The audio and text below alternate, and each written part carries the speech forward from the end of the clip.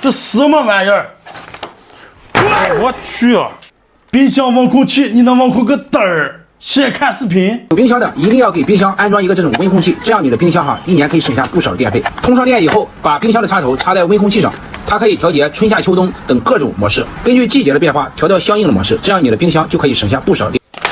视频同款冰箱温控器买回来了，到手价花了39.9，花钱的看我来猜，免费的赞，兄弟们给点一个。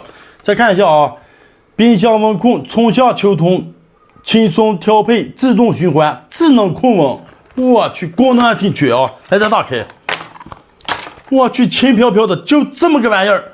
上面是个插头，这儿是个几个旋钮，这儿个开关，这儿个插头。我去，哇，这上面连灯都没有，而且这个开关都按不动。我去，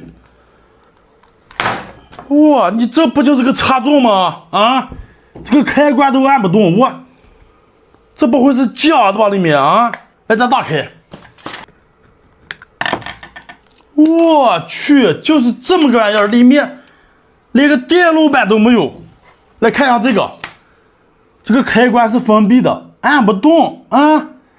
而且这儿这儿能旋转，啊，而且里面没有任何连接。我去，这你就转到东北，转到黑龙江，它也没用呀！这兄弟们看一下这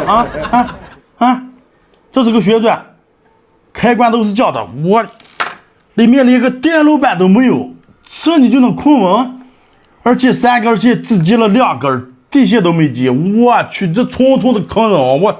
这什么玩意儿？我去啊！而且买它的都是些老年人啊，万一有个触电啥的商家你管吗？就这个商家咱必须曝光他啊！有支持我曝光的，在评论区那个支持。这是什么玩意儿啊？商家你出来看一下。我去，这重重侮辱智商！